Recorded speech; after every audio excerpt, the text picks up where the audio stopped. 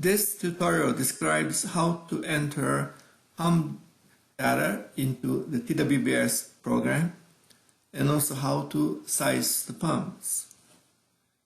I will go to data preparation and we'll open up a pump data set.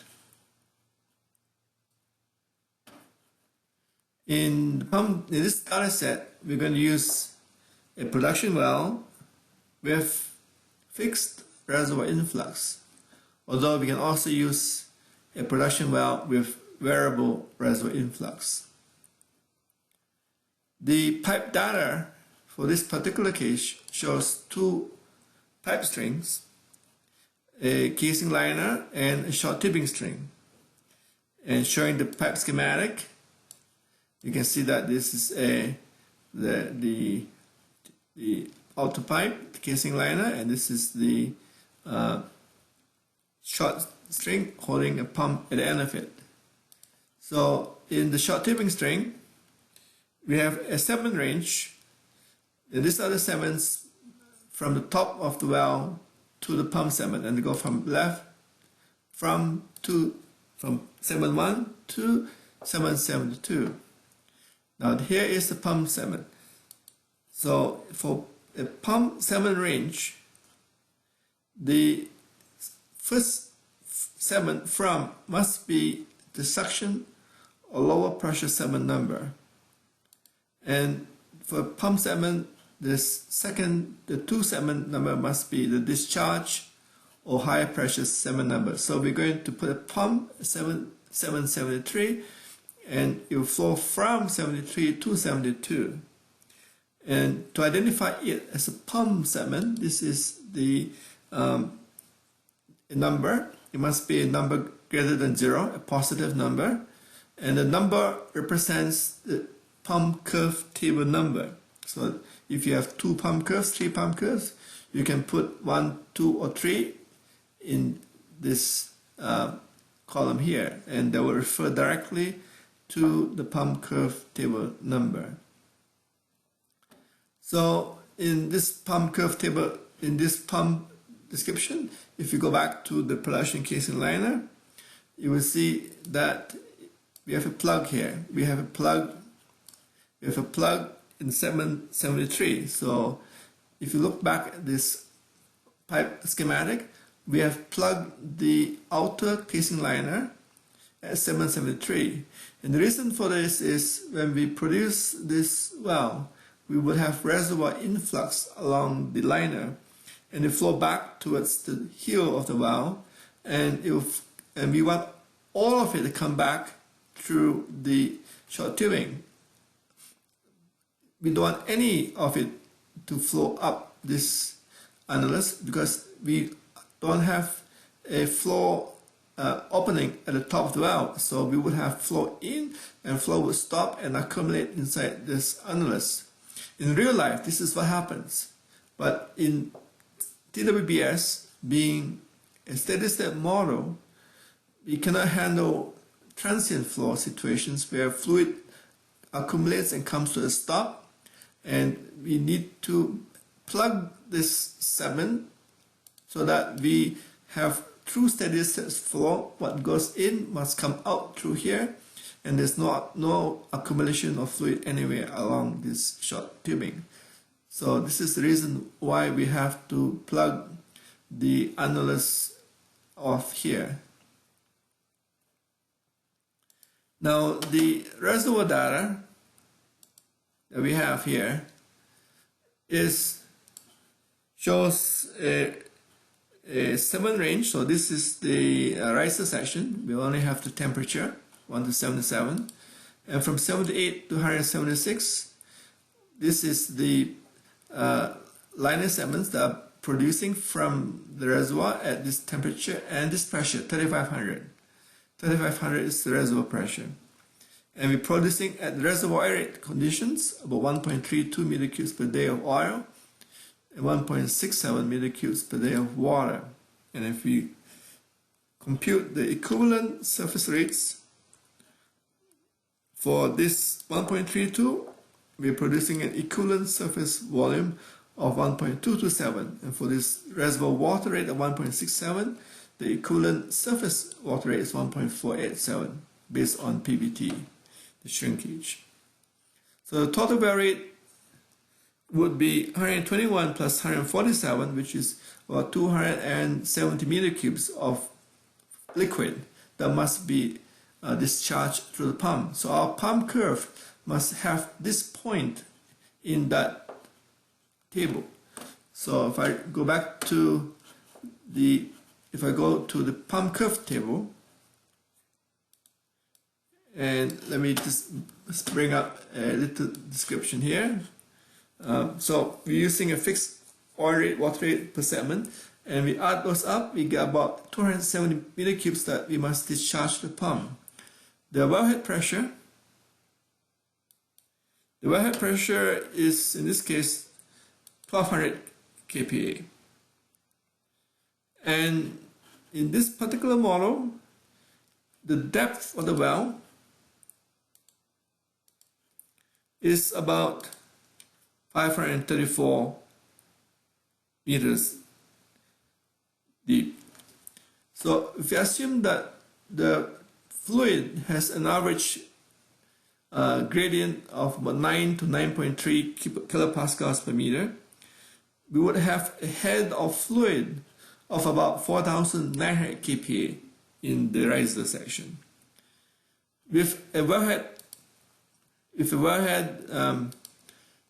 pressure of 1200 kPa and a head of 4900 kPa, this means that when we add these two numbers together, we would get 6100 kPa at the discharge end of the pipe.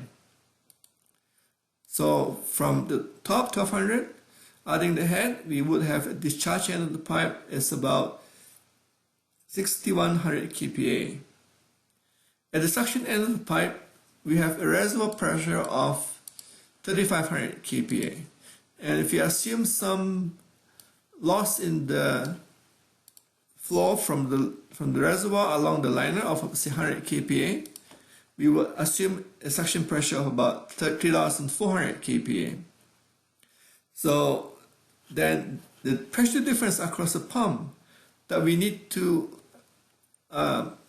deliver across, that suction pressure is 3,400, that discharge pressure is 6,100, so we need to create a head of 2,700 kPa. So the pump curve must have a head, in this case meters of water, so it's about 9 to 10 kilopascals per meter for water head.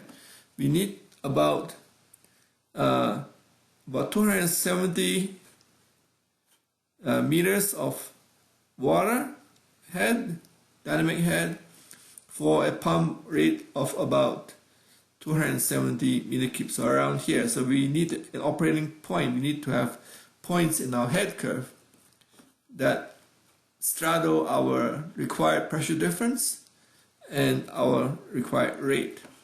So in the pump curve data, this is pump table 1, we have a dynamic head entered and a pump rate entered. So the program we interpolate and use for calculate pump rate what the head will be. And if these numbers are not what the program is calculating, it could extrapolate either end, and it would try to find a solution if you could using extrapolated data.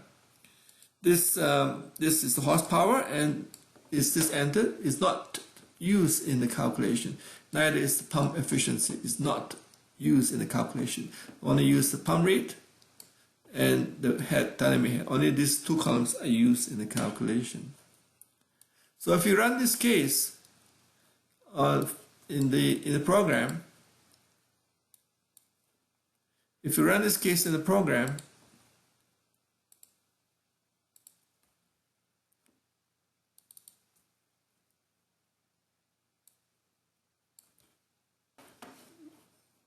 so we run that particular case,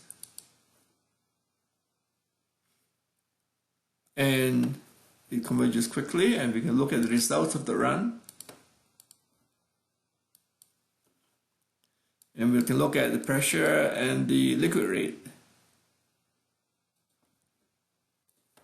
and we are producing at 1200 kPa. Our rates are about 270,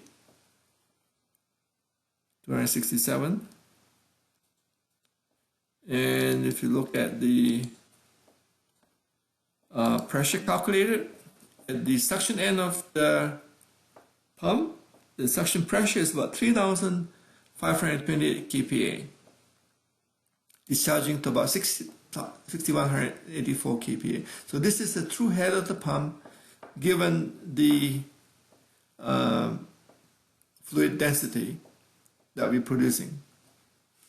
And so this 3,500, if you compare that against the reservoir pressure, the reservoir pressure is 3,500 and our liner pressure is higher than reservoir pressure.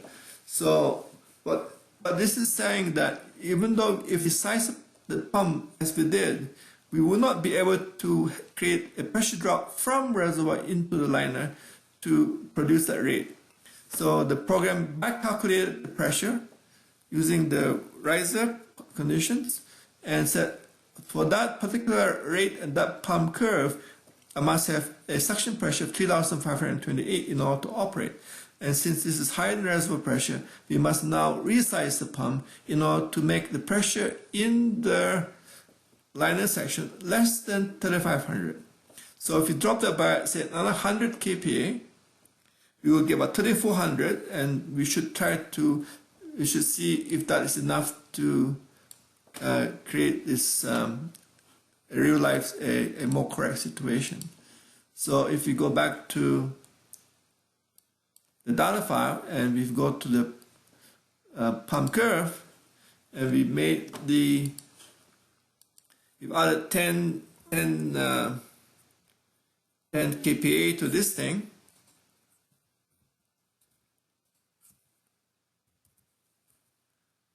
and save that data.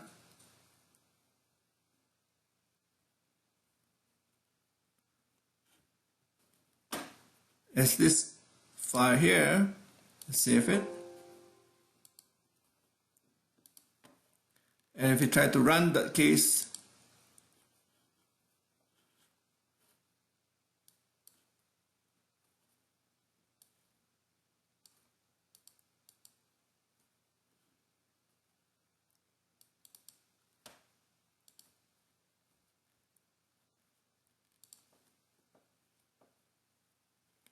case finish, and if you open the results of that case,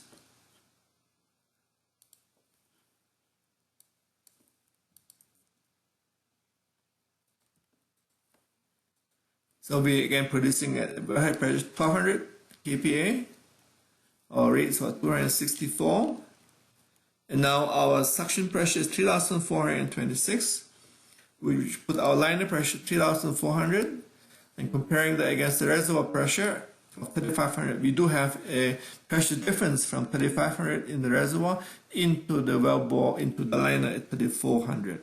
So if we can work to create a realistic pressure drop from the reservoir into the liner, and using and sizing the pump curve to do so. Thank you.